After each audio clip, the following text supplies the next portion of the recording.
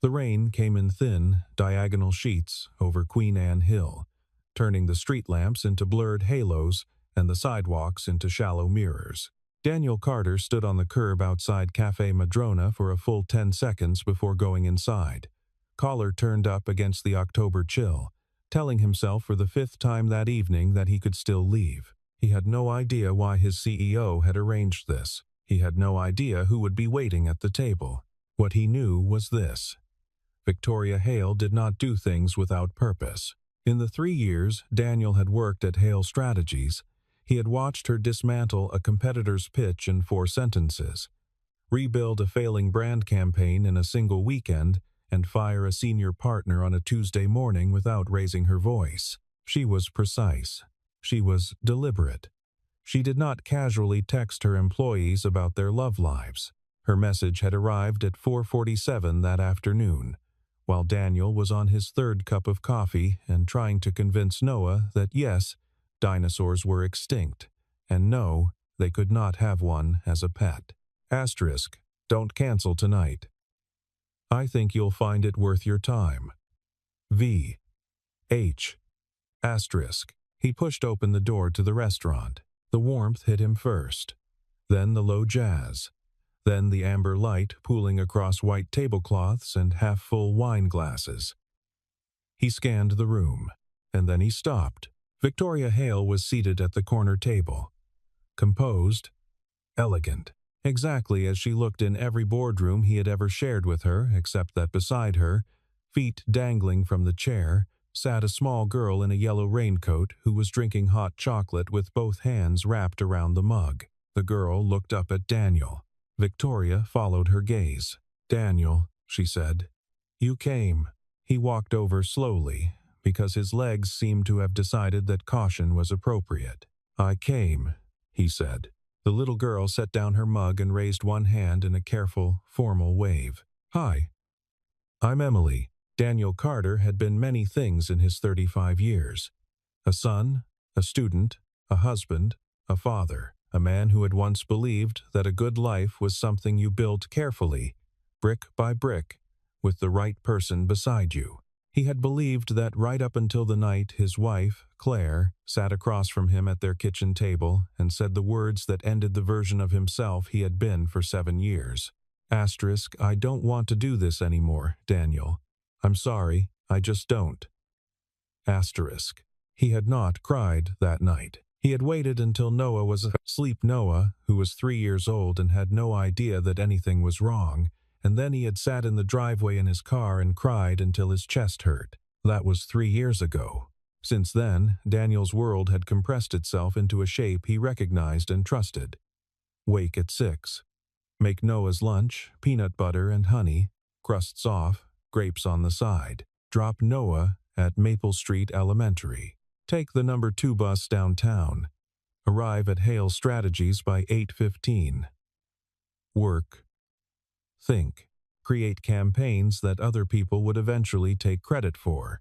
Which was fine, because Daniel was a strategist, not an egotist. Pick up Noah at 3:30. Homework, dinner, bath, 1 story, lights out. 2 hours of his own time, usually spent reading or watching something that required no emotional investment.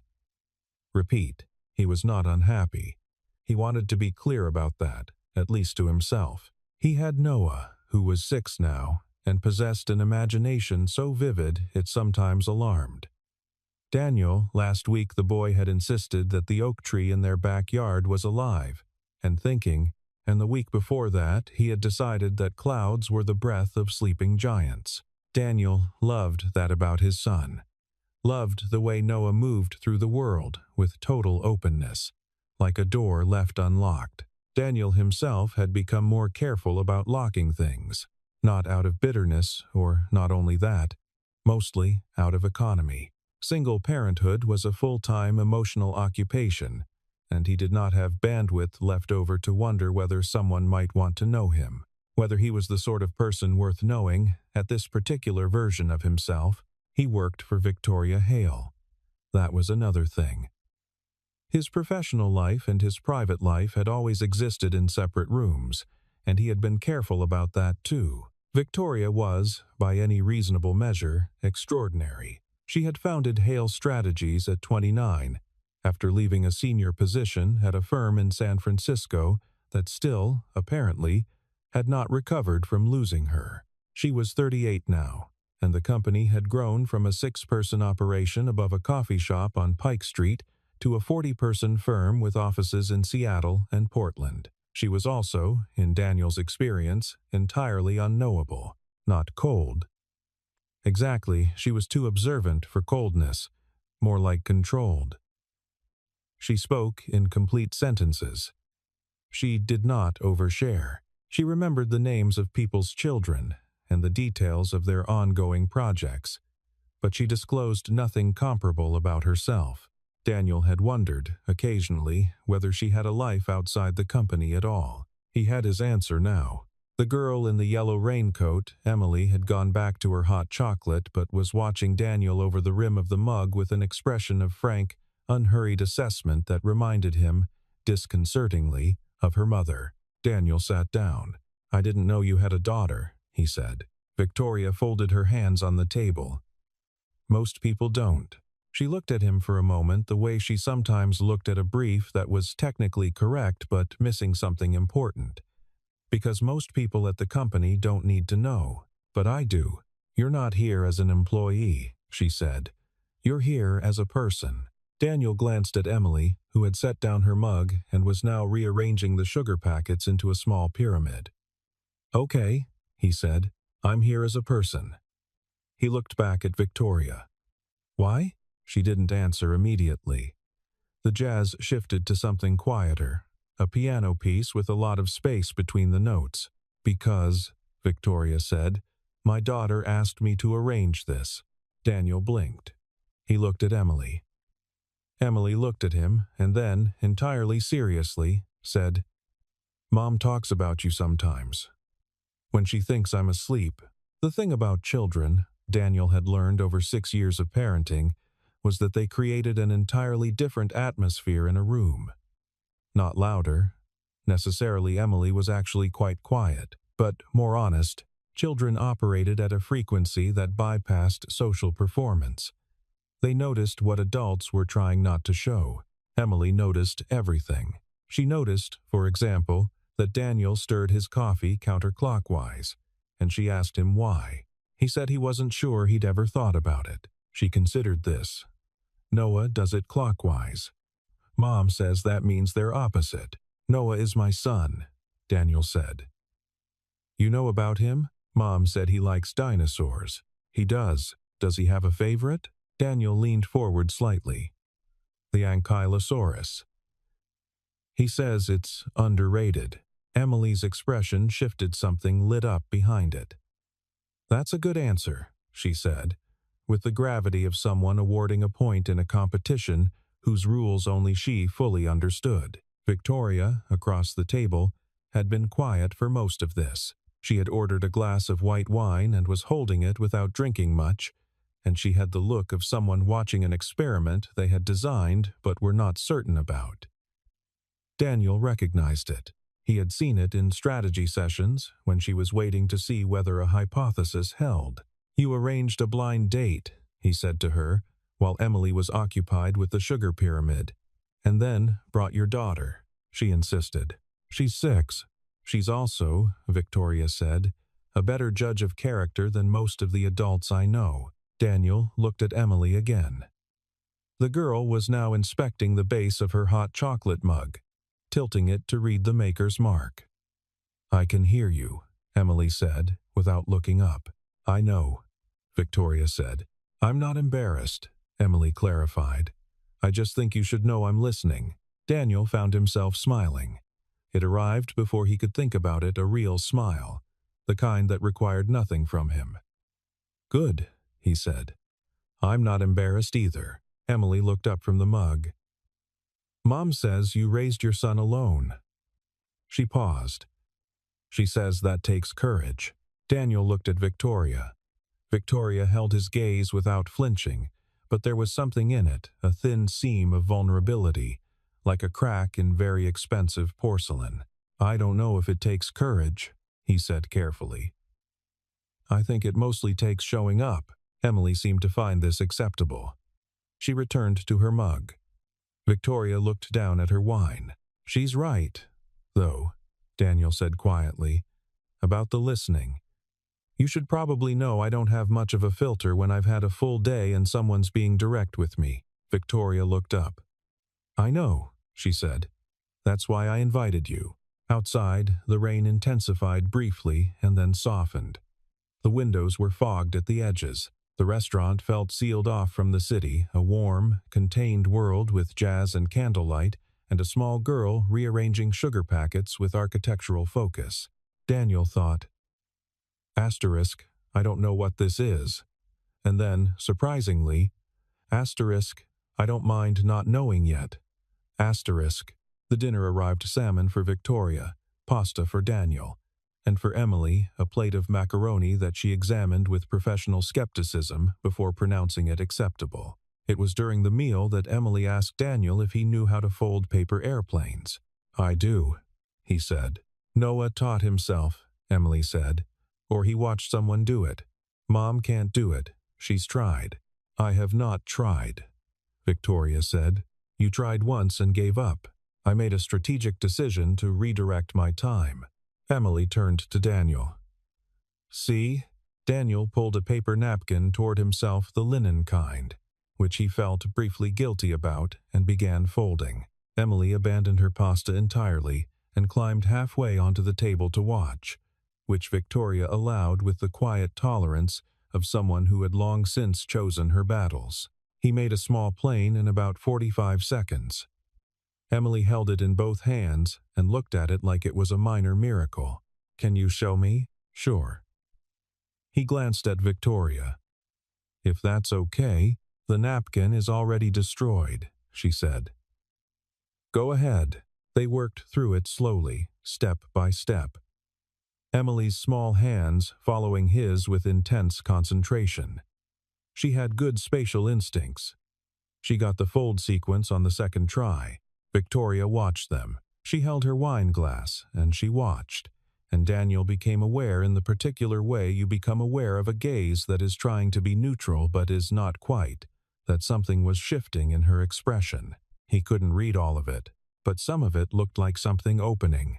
Later, after Emily had fallen asleep sideways across the banquette with her coat pulled over her like a blanket, Victoria said, I should explain. You don't have to. I want to. She refilled her wine without being offered and sat with it, turning the stem between her fingers. Emily lives with my mother most of the time. In Portland, my mother is retired. She has the space. She's wonderful with her. I know how that sounds. How does it sound? Like I chose my career over my child. Daniel considered that. He thought about the 3 years since Claire had left. The way he had sometimes stood in Noah's doorway at night, trying to decide whether he was doing enough, whether any amount of effort was enough, whether the word times enough meant anything when it came to raising a person. Did you? He asked, not unkindly. She was quiet for a long moment. I built the company because Emily needed stability, financial stability. And I'm not good at slow things. I'm good at building. I understand systems and problems and leverage points. I don't. She stopped, started again. I don't always understand what Emily needs from me in the way that another person might, but she asked you to arrange tonight, which means she understands you well enough to know how to ask for what she wants. Victoria looked at him. That's a generous interpretation. Maybe. But she doesn't seem like a kid who's been damaged. She seems like a kid who knows herself. He nodded toward the sleeping shape under the coat. She vetted me, Victoria. She's been doing it all evening, and I think she approved. The corner of Victoria's mouth moved. Not quite a smile, something more careful than that. She said before we came that you seemed like someone who stays. The word dropped into the quiet between them, and neither of them moved for a moment. I do try, Daniel said. It was not a mystery. The distance between their lives, Daniel was practical enough to see it clearly. Victoria lived in a penthouse on 3rd and Pine, with floor-to-ceiling glass and a view of Elliott Bay that cost more per square foot than Daniel's entire mortgage. She took car services, not buses. Her coat was the kind that had no visible seams. She had been profiled in 2 national magazines. She sat on the board of a children's hospital. When she traveled for work, which was often, she traveled first class to cities where the meetings lasted a day and the dinners lasted 3 hours. Daniel drove a 2017 Subaru with a cracked rear bumper from a parking lot incident he kept meaning to fix. He shopped at the grocery store on Sunday mornings with Noah riding in the cart, picking out cereal with the focus of someone making a significant investment. He knew the names of all of Noah's teachers and the schedule of every school event and the particular panic that arrived when Noah ran a fever in the middle of a Tuesday and daycare was full. He made $42 over the median household income for Seattle, which felt like a lot in theory and like nothing at all in practice. He was not ashamed of any of this. He had made his choices, or his choices had been made around him. And either way, this was the shape of his life, and he had learned to move inside it without constantly measuring it against some other version of itself. But he noticed the distance. He thought it would be naive not to. The week after the dinner, Victoria texted him about a project update. He replied. She replied. The exchange was brisk and professional and could have come from any previous month of their working relationship. He thought, asterisk. Maybe that was just an evening. A favor to a 6-year-old with opinions. Asterisk. Then Emily called him, on his cell phone, which meant Victoria had given her the number. Emily wanted to know if ankylosauruses had any predators that were specifically adapted to their armor. Daniel said he wasn't certain, but that he could ask Noah. Emily said she would also do her own research and they could compare. She said this as though they had already agreed on a protocol for future collaboration, which apparently they had. Daniel sat with his phone after she hung up, and he thought about the way children moved through the world without hesitation into connections that adults would spend months deliberating over. He thought, asterisk Noah could use a friend like that. Asterisk. He thought, asterisk. I might be able to use one too. Asterisk. He did not think the rest of it. Not yet. He filed it carefully into the part of his mind that he allowed to stay uncertain. The second time they met, it was at the Woodland Park Zoo on a Saturday. Emily had requested it. Victoria had, in her way, authorized it. Daniel brought Noah, because Emily had specifically asked that he do so. The 2 children were introduced at the gate with the formality of a diplomatic summit. Emily extended her hand. I'm Emily. I know about your dinosaur preference. Noah shook it, somewhat surprised. You know about the ankylosaurus? I also know that most predators couldn't access the underbelly, which was the actual vulnerability. The tail club was secondary. Noah stared at her. Then he said, Do you want to see if they have fossils in the educational center? They walked ahead. Daniel and Victoria followed at a distance that was, for the first 20 minutes, professionally calibrated 2 adults who happened to be at the same location, maintaining appropriate spacing. The spacing closed, gradually, without either of them quite deciding to close it. They talked about work, because that was easy ground. A campaign he was developing for a sustainable textiles client. A pitch she was preparing for a regional healthcare network. They talked about the work with the ease of 2 people who respected each other's thinking, which had always been true, even when he found her intimidating. Then Noah fell in a puddle, dramatically and completely, and Daniel went to deal with it. And when he came back with a dripping child and a collection of mud, Victoria was already crouching in front of Noah and saying, The good news is, the scientific term for extremely muddy is times limnic, and you are now an expert in the field. Noah stopped crying and looked at her with enormous eyes. Really? Completely made up, Victoria told him. But it's a good word, don't you think? Noah considered it. Limnic, he said. Yeah, okay. Daniel watched this. He thought, asterisk, she's not practiced at it. She's doing it through intelligence, not instinct. But she's trying, and she's not performing. She genuinely wants to solve the problem. Asterisk. He thought about that later, after the zoo. About the difference between warmth that comes automatically and warmth that has to be built on purpose. He had always assumed that instinct was the thing that mattered. He was revising that. That evening, while Noah was in the bath, he texted Victoria. Asterisk. He told me on the way home that Emily is the only person outside of his class who has ever shaken his hand properly. Asterisk. She replied. Asterisk. She practices on my mother's cat. The cat does not appreciate it but tolerates it. Asterisk. He laughed. Alone in his kitchen, he laughed out loud. He thought, asterisk. I don't know what this is becoming. And then, asterisk. I think I want to find out. Asterisk. It was the 3rd week of October, rain steady now. The kind that settled in like a decision when Victoria came to Daniel's office at the end of the day and closed the door behind her. He looked up from his desk. This feels official. It's not, she said. She sat down in the chair across from him, which she rarely did. Usually, she stood. I want to tell you something, and I want it to stay outside of everything else. He put down his pen. Okay. She folded her hands, unfolded them. An unusual gesture from a woman who was, in his experience, always physically controlled. Emily's father is Marcus Hale. He's not. We were never married. We were together for 2 years. She paused. He left when Emily was 13 months old. He said I was married to the company and not to him, and that a child needed 2 parents who were present. He framed it as doing what was right for Emily. She looked at Daniel steadily. He left, and then he built a private equity firm in New York and did not see Emily for 3 years. Daniel stayed still. He was good at staying still when someone was telling him something real. He's been back in contact for the past 8 months, Victoria continued. He sends gifts. He calls occasionally.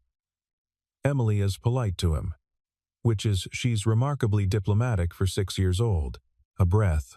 He reached out last month and said he wants to be more involved. What does that mean to you? It means I'm waiting to see what it actually looks like. Whether it's real. She looked at him directly. And it means that I wanted you to know this before whatever this is becomes something more. Because you should understand what Emily's situation is, who she's navigating. Daniel was quiet for a moment. Outside, the rain made a sound like radio static against the window. You're telling me, he said slowly, because you think it changes the calculation. I'm telling you because it's the truth, and I don't know how to be with someone without telling them the truth first. She said it without self-pity, without performance, just as a fact about herself, like a measurement. He thought about that. About what it meant to lead with truth rather than waiting to be discovered. My divorce was my fault as much as Claire's, he said. Not because I did anything specific. Because I had a version of the future I was building toward and I didn't check whether she was building the same one. We were both very busy being who we were individually, and we forgot to be in the same place. He looked at his desk, then back at her. I'm not telling you that to make us even. I'm telling you so you know that I don't have a clean record either. She looked at him for a long moment. I appreciate that, she said. Is that all it is? Appreciation? The room was quiet. The rain did not stop. No, she said. That's not all it is. November arrived without ceremony and with a great deal of wind off the sound. Daniel bought a new coat for Noah, a red puffer jacket that Noah immediately announced was the best thing he owned, which Daniel chose to believe. He started seeing Victoria on weekends that weren't the zoo. Low-key Saturdays. The Pike Place market with the children running ahead, Emily explaining to Noah the economic logic of the flower vendors, Noah explaining to Emily why octopus tanks were the correct reason to visit the aquarium. The four of them moved through Seattle as a unit that hadn't declared itself, but was accumulating coherence. Victoria came to Daniel's house for the first time on a Friday evening in late November. He had cooked pasta, nothing elaborate, tomato sauce from scratch with basil from the plant on the windowsill that he kept alive through sheer force of intent. She stood at the kitchen doorway and looked at the house. The child's drawings taped to the fridge, the stack of library books on the table, the small chaos of a home where a person actually lived. "You cook," she said. "It's pasta. I mean that you." She stopped. She was looking at the drawings. One of them, in green and blue crayon, was labeled Times Dad and Me at the beach in unsteady letters. "I don't cook," she said. "Emily's mother doesn't cook. I hire someone. Do you wish you cooked?" She thought about it seriously, the way she thought about everything. "I think I wish I was the kind of person for whom it occurred to me to cook." He looked at her. "You can learn. Can I?" Emily managed paper airplanes in one try. The corner of her mouth moved. Insubordinate comparison. "I thought it was good." She helped him set the table. Her movements in the kitchen were careful and slightly tentative, like someone in a room whose furniture they don't know well. He talked her through it without making it a lesson. "Here's where the glasses are. Here's the drawer with the silverware. Emily likes her napkin on the left because she read somewhere that left is formally correct, and she insists on it now." Victoria looked at the napkin placement. She looked at Emily, who was already at the table explaining something about continental versus American fork technique to Noah, who was listening with the particular patience of a child who had decided this was going to be worth something eventually. Victoria said, very quietly, so only Daniel could hear. "I missed 3 years of her, thinking I was building something for her." He didn't say times you were. He didn't say times it's okay. He said, "She's here now." Victoria nodded once. They sat down to dinner. The call came on a Tuesday morning in early December, while Daniel was in a briefing. He saw Victoria's name on his phone and stepped out. She never called during work hours without reason. "Marcus contacted my mother," she said. Her voice was level. The levelness of it was the tell. "He wants Emily to visit New York over the winter break. He says he has," she paused, and he could hear her choosing words, "a suitable environment for her now. He's remarried. He has a townhouse. He says Emily should know where she comes from." Daniel stood in the hallway outside the conference room. Somewhere in the building, 2 people were having an argument about font choices. "What does Emily want? She hasn't been told yet. Marcus went to my mother because he thought it would be easier." A pause. "It wasn't easier. My mother called me at 7:15 in the morning. What do you want?" "I want," she stopped. When she started again, something had moved in her voice. "I want Emily to have a father who is actually her father. I don't want to deny her that because of what Marcus and I were to each other. But I don't trust his consistency. He left once. People who leave once do not automatically become people who stay." Daniel thought about that, about the weight of that sentence, about the particular injury of watching someone choose to go. "When did he come back into her life?" he asked. 8 months ago. 8 months is not nothing. Has he been consistent over those 8 months? A silence. Mostly. He canceled a call once. In February. She was more upset than she showed. But mostly, then I think you have to tell her. And let her have a feeling about it. She's 6, Daniel. She's the most self-possessed 6-year-old I've ever met. She'll tell you what she actually wants if you ask her without loading the question. Another silence. Longer this time. "He said something else," Victoria said. "He said he left a message. Not for me, through my mother, that I should think carefully about who I'm building a life with. That people from very different situations don't usually." She stopped. "He doesn't know me," Daniel said. "Does that bother you?" What he said. The pause was just long enough. It made me think. Not about whether he was right. It made me think about whether I was, whether I was letting fear make decisions for me, whether I was using the difference in our circumstances as a reason to hold back, when the real reason is that I'm not good at trusting things I can't control. He leaned against the hallway wall. People moved past him. He barely noticed. "Victoria," he said, "you can call me about this. That's allowed. You don't have to be okay when you're calling." A brief silence. Then, "I know that now." She came to find him 2 days after the Marcus call. Not at the office. She texted, *Elliott Bay waterfront. When you're done today. He was done at 5:30. She was already there when he arrived, standing at the railing above the water in a dark coat, her hair loose, which he had almost never seen. The bay was steel-colored. Ferries moved across it like slow thoughts. He stood beside her. He did not say anything for a while, because she was looking at the water with the expression of someone sorting through something large and interrupting that felt wrong. Eventually, she said, "Marcus called me directly this time. He says Emily should grow up knowing what it means to be a Hale. He has a name that opens doors. He has resources. He said he could give her things I can't give her." "What things?" He wasn't specific. He said. She turned slightly. "He said that the life you're building here isn't the life Emily needs long-term. He didn't say your name, but he meant you." Daniel looked at the water. A seagull landed on the railing 10 feet away and regarded them with the blank confidence of something that owns everything it stands on. "What do you think?"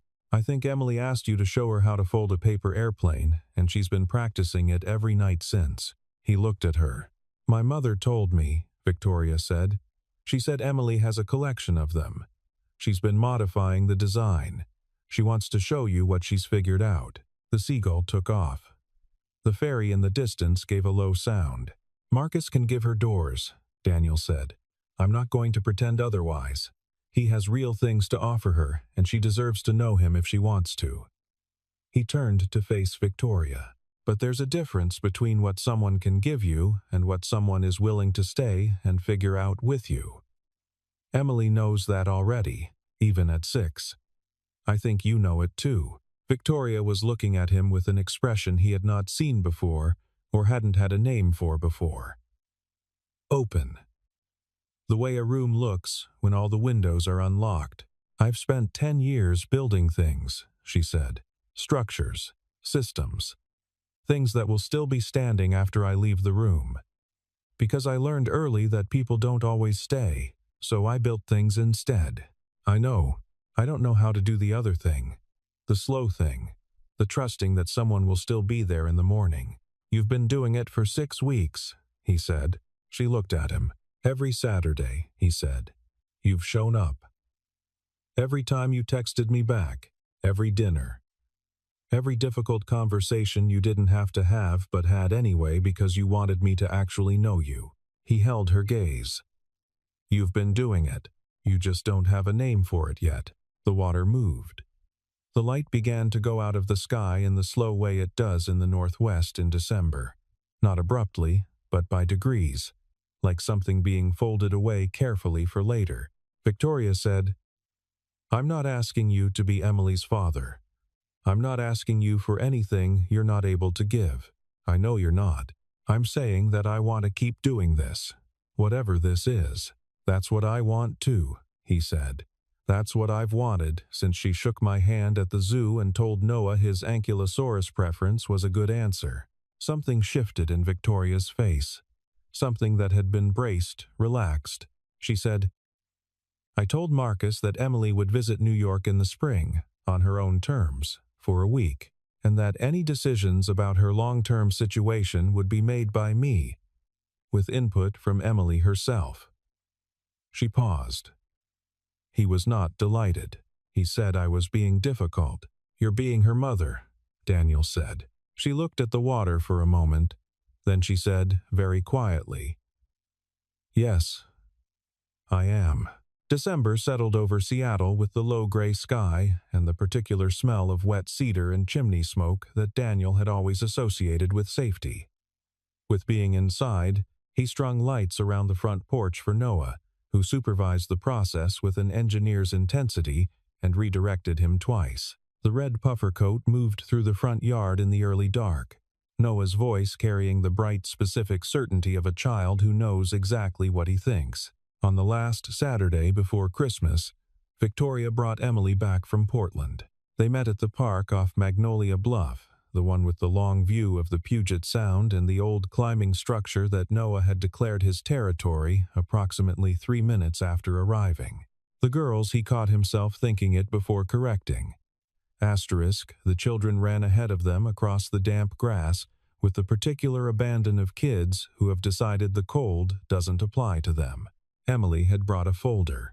It contained 17 paper airplanes of varying designs. She had labeled each one with a name and a number indicating its test flight distance, measured in feet, measured in Emily's handwriting against the ruler she had borrowed from her grandmother's desk. She spread them on the picnic table while Noah held them down against the wind, and she explained her methodology to Daniel with the methodical pleasure of someone presenting research they are proud of. "This one," she said, holding up a design that had significant modifications to the tail. "This one goes the farthest. 19 feet, 4 inches. But it doesn't turn well. This one," she held up another, "turns, but loses altitude. I'm working on a hybrid." Daniel studied the planes. He sat across from her at the picnic table in the cold December wind and studied her designs with genuine attention. Because they deserved genuine attention. "What are you trying to optimize for?" he asked. She thought about it. "Both. Distance and control. That's the hardest problem in aerodynamics." "I know," she said. "That's why it's interesting." He looked at Victoria, who was standing with her hands in her coat pockets, watching. She had her hair down again. She was wearing a coat that was not the expensive, seamless one. It was navy, slightly worn at the cuffs, the kind of coat that had been lived in. He thought it was the best he'd ever seen her look. She caught his gaze and held it. Noah was examining the planes one by one, asking Emily questions with the focus of a young scientist finding a peer. Emily answered each one seriously. The wind moved over the Puget Sound, and the water changed color as clouds crossed the low winter sun. "Mom said we're staying in Seattle," Emily announced, without looking up from her folder. "Is that true?" Daniel asked Victoria. She came and sat down at the picnic table across from him, beside Emily. "I'm moving the Portland office into an expansion of the Seattle location. I've been thinking about it for a year. The timing is right." "What changed the timing?" She looked at him levelly. "Several things. Name one." "Emily needs to be in the same city as her mother." She held his gaze. "And I needed to be somewhere that felt like it was worth staying." He thought about that sentence. About the specific weight of it. Not times felt righter, times made sense, but times worth staying. "We still don't know where this goes," she said. It wasn't a warning. It was an acknowledgement, offered honestly. "No," he said. That used to feel like a reason not to start. "And now?" She looked at the children, Emily patiently explaining something about wing curvature to Noah, who was nodding with the solemn attention of someone taking notes. She looked back at Daniel. "Now it just feels like where we are." "And that seems like enough," he nodded. Across the table, Emily launched one of her planes into the December wind. It traveled a long, slightly curving arc, the hybrid design, the one that was trying to be both distance and control, and then it lifted on a gust and stayed up, longer than any of the others, and Noah yelled something incoherent and delighted, and Emily wrote a number in her notebook before she let herself smile. Victoria's hand rested on the table between them. Daniel put his hand over hers. The wind came again off the Sound, cold and clear and smelling of salt and cedar and winter. The children ran after the plane. The sky above the Olympics was the color of old pewter, streaked at the edges with something that might, by tomorrow, be clearing. They sat there, the two of them, in the cold, staying.